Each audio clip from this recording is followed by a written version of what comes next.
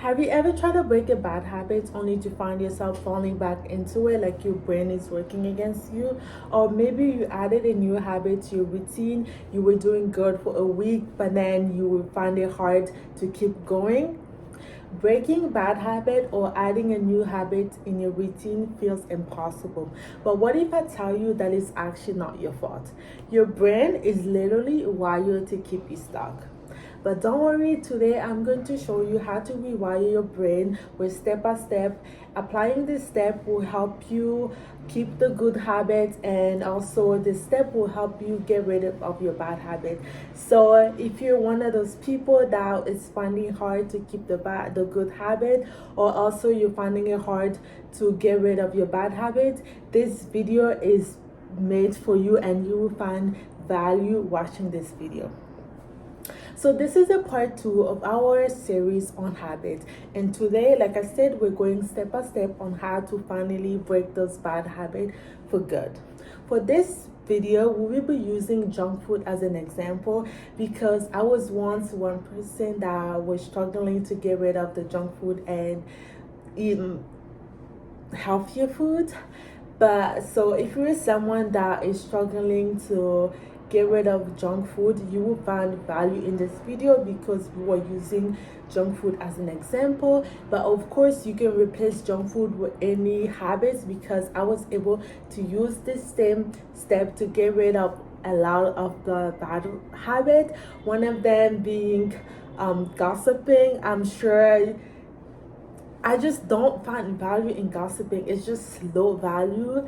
And also, just to be a little personal, I had a really traumatic childhood, and with that trauma, it led me to a lot of bad habits that was making it hard for me to focus, to be happy. One of them was me fantasizing the future, or with every scenario that I would go to, if it was bad, I would go in my room and trying to like reframe it and trying to make it better. One of them the scenario will be something like if my mom is yelling at me. When I was 12, my mom will yell at me and tell me that I have to leave the house. And as a child, I had nobody to really talk to. And I wanted to really get rid of that emotion because as a child, I didn't know what to do. So one thing I used to do is go in my room and trying to make a scenario where me and my mom are doing good. I have a loving family and none of this experience were happening. So as you can see, that doing it over and over again, it became automatic, and it was really taking over my enjoyment in life, and it was really hard for me to stay present. It was hard for me in school. I was failing a lot of classes, and finding this step-by-step guide that I'm giving to you is really going to be helpful because it was able to help me personally, and now I am doing good. I'm doing good in school, and I also want the same thing for you.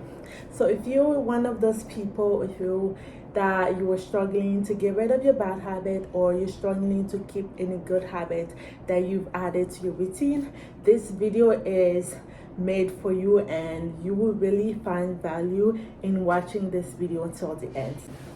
So before we start breaking bad habits, we need to understand why they feel so hard to break. So it all comes down to a part of your brain called the reptilian brain. This is the oldest part of the brain, and its only job is to keep you safe. It doesn't care or doesn't distinguish between a good habit or a bad habit. It only recognizes pattern. And for this specific part of your brain, what's familiar equals safety. So if you've been eating junk food your whole life, your brain sees it as part of your routine, as part of your identity. So every time you reach for chocolate, ice cream, or go to a junk food, your brain has like this phrase or this dialogue that goes in your mind, and it's like, yes, we do this habit all the time. It must be important for survival. So now you can see why every time you try to get out of the bad habit of maybe texting your ex, eating junk food, or maybe adding a new habit, going to the gym or reading more book, it feels so hard because your brain thinks Your brain wants to keep you in the bad pattern that you want to get rid of because it thinks you need this pattern in order for you to survive. Okay? But like I said, don't worry. I'm about to show you how to rewire your brain and break free from this bad habit. So the first step to breaking a bad habit is to make a clear and firm decision. By this, I don't mean I'm going to stop eating junk food. I'm going to try to be healthy. No, that is not clear and firm, okay? I want you to make a decision and say a phrase like, I don't eat junk food anymore. Because when you take two people, one of them is like, I'm trying to be healthy, and the other one is like, I don't eat junk food anymore. Which one do you think is more firm and clear with the decision? This one, right? Because also when you say I don't eat junk food anymore, you're making a declaration and telling your brain that this decision is not up for debate. And also, when you make a clear and firm decision, you are having an identity shift, because when you look at two people, one of them, I'm trying to be healthy. The other one, I am healthy because I don't eat junk food anymore. They have different identity. They're not the same person. And of course, I want you to be the second person. I want you to have a life that not only feel good, but also look good on the inside. And getting rid of your bad habits will really help you with this, because it's going to make you making a decision much easier. So like I said, I'm going to repeat it again. The first thing to breaking a bad habit is to make a clear and firm decision. So if we go back to our example about eating junk food, I want you to say, I don't eat junk food anymore.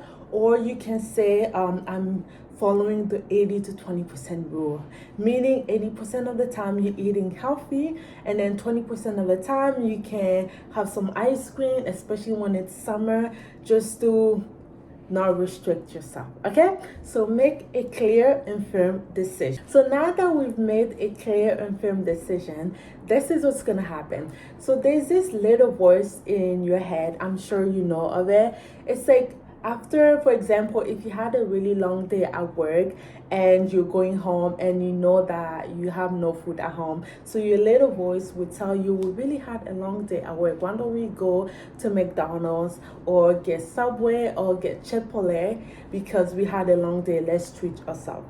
So this is the habit voice, and it's very, very tricky. But here's the thing, you don't have to listen to it. Here's what I want you to do. Whenever you hear that voice popping up in your mind, I want you to recognize it and dismiss it immediately. I don't want you to argue with it. I don't want you to give it attention. Just dismiss it and move your focus. Because here's why. If you are a mom and then your child comes to you and tell you, Mom, can I play on your phone? And you said no. And then you have a second child that comes to you and tells you, Mom, can I play on your phone? And you're like asking questions, why should you play on my phone? Or checking, my battery is about to die. Which one of those kids is going to think that my mom has made a clear and firm decision? The first one, right? Because when you say no and you move your attention, that kid is not going to argue with you anymore. They're going to go and maybe trying to ask someone else to have the phone to play. But the second one, once you're asking them question, how long you're going to play on my phone or checking your battery, that kid is going to keep feeding you information that's going to make you change your mind. And this is what the habit voice does. It's going to keep giving you information that, because your brain knows you more than you know yourself. Okay, I just want you to know that your brain knows you more than you know yourself. And like I said, this is the oldest part of the brain, so it's been with you since you were a kid. So when that voice comes up, I want you to recognize it and dismiss it. This is very, very important. This sounds simple, but the more you do it, the quieter it becomes. Just like the example I said about the child, if you say no and then go back to maybe working on your computer or cooking, that kid is not going to keep begging you for your phone anymore. They're going to go away. And I want the same thing to happen with that habit voice. I want you to quiet that voice down. Okay? And now, the second thing that goes with this is also very, very important. The moment you feel the urge, I want you to shift your focus. because your brain cannot hold two thoughts at once. Okay, so if it's junk food that we're talking about, your brain cannot think about eating junk food and going to the gym. Okay, it's gonna pick one of them or focus on. And of course, I want you to focus on the good one. So I want you to focus on maybe going to the gym and being healthy. Okay, so if you're craving junk food, I want you to immediately go drink a glass of water or call your friends. And also a bonus tip, if you're someone who's working on eating more healthy, I also want you to get rid of every junk food that you have in your house, at least for the first week, first month, or first 5 months until the new habits get staked in. Okay, because it takes 67 days for the habit to really firm. The first time you add a habit, your brain is like, okay, like it's not gonna take it serious. The more you do it, the more it become automatic. Okay, so if you're someone that's working on getting rid of the junk food, I really want you to get rid of everything that's junk in your house and replace it with more healthier option like fruits, dates, and more juice like kombucha, and then get rid of the juice. Okay, so I'm just gonna repeat this option again. Whenever you feel the urge to do a bad habit you're trying to get rid of, I want you to shift your focus. So you can go call a friend, you can go for a walk, or you can go cook. Just do anything that will shift you for thinking of that thought, because your brain cannot hold two thoughts at once. So now we have made a clear and firm decision. We are able to immediately dismiss the habit force, and we're also able to shift our focus. Okay, so now we're starting to get into the work. Now here's a part that you played in. So your brain loves progress. Okay, you have to track your wins, because by tracking your wins, you reinforce your habits, telling your brain that this thing is important. Remember how I said in part 1, the more you do it, the more neural pathway you become, the more you're creating a road. If you're coming back from video 1 and part 1, okay? So you can use habit tracker, you can use a calendar, or you can do what I did. When I started really breaking the cycle of creating neural pathway and also getting rid of my bad habits, I started using a sticky notes. I got it with me. So what I used to do is on top, I would write out a habit that I'm working on. So for example, the habits that I was working on is gossiping. I just didn't like gossiping, and this one took me longer because I was afraid that I'm gonna get rejected and I'm not gonna have friends. But the more I thought of what this new habit is gonna do to me, I just like, I don't care if no one's gonna like me, that's okay. Okay, and I want you to know that. So if you're afraid that you're gonna be left alone because you want to get rid of the bad habits that associate you with other people, it's better to be alone in a better place of mind than to be surrounded with people that are affected. Okay, so I just want you to give you the permission to tell you that it's okay to be left out. Now let's go back to the sticky note. So what I used to do, I would take a sticky note and then I would write down how many times did I gossip this week. So I would write that on top, and then on bottom I would write out the 7 days of the week. So every time I would gossip, I would add a check mark or a bar, and then the days that I didn't, I will leave it just clear. Okay, because every time I kept my promise, I would check off the day, and seeing my progress in front of you just made me want to keep going, and I want the same thing to happen for you. Sorry, I'm just looking at my note to make sure I have everything and tell you everything that is important. So I want you to grab a sticky note and write out the habit that you're working on, and then the 7 days of the week. Okay, and every time you do good, or every time you do that habit, for example, eating junk food, every time you eat junk food, you add a bar. Every time you eat junk food, you add a bar. And whenever you don't, you leave it blank. Okay, or if you have another method that you want to use, you can do it, but what's important is that you make this habit tracker visible to you. I want you to be able to, you have to be able to see it every morning when you wake up or when you go to bed, because seeing this progress going up, for example, if you have 2 days that you didn't eat junk food, it's just gonna add something to you. You're gonna feel more confident, and that's what I want for you. Okay, and now here's the thing. Breaking bad habit is not about suffering. I'm saying this because the beginning, when I started working on this, like I said, this getting rid of gossip took me a long time. So it was not easy.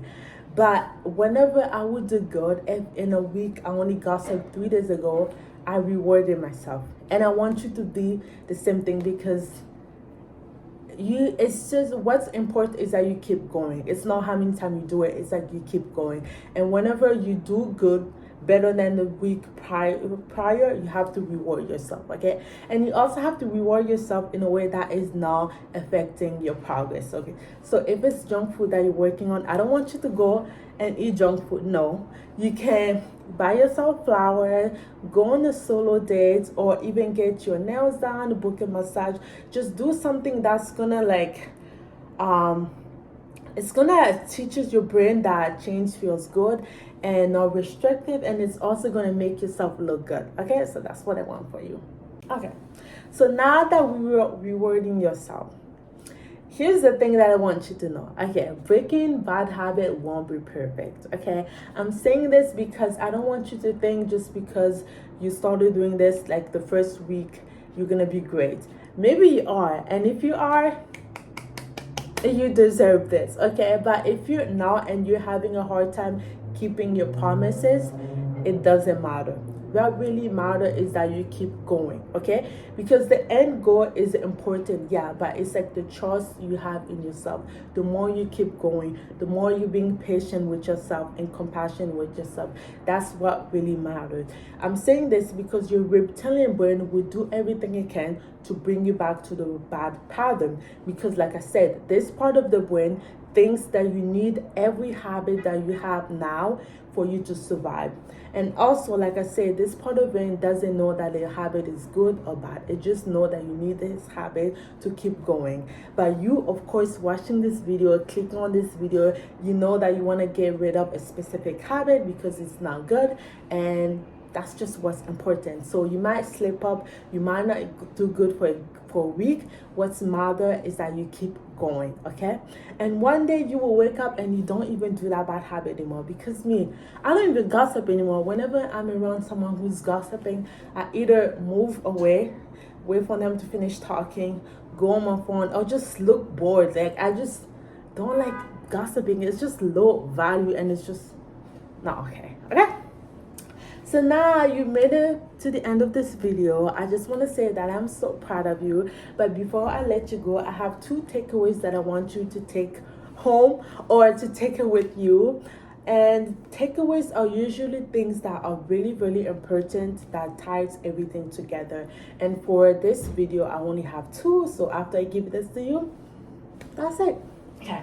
So number 1 is your reptilian brain doesn't distinguish between a good habit and a bad habit. It only recognizes pattern. And the more you repeat something, the more automatic it becomes. This is so important because, like I said in part 1, your brain is only there to protect you. Okay, this is why you also need to have compassion for your brain. Don't take it personally. I said this on part 1. Don't take it personally. It's not personal. It's just your brain is doing anything that it can to keep you safe, because it thinks you need to do this specific habit to keep going or to survive. When you get out of familiarity, it doesn't know what's going to happen. It hasn't experienced what's going to happen when you get out of that. So it's like doing everything it can to protect you. Okay, I want you to have compassion for yourself and maybe talk to your brain. Like, whenever your brain wants you to go back to bad habit, just be like, I got it, I'm doing good. Okay, and the more you do something, the more automatic it becomes, the more neural pathway you create. So I want you to use this specific step and this specific information to add a new neural pathway and get rid of the old one. Okay, and then the second one is the fastest way to break a bad habit is to immediately shift your focus.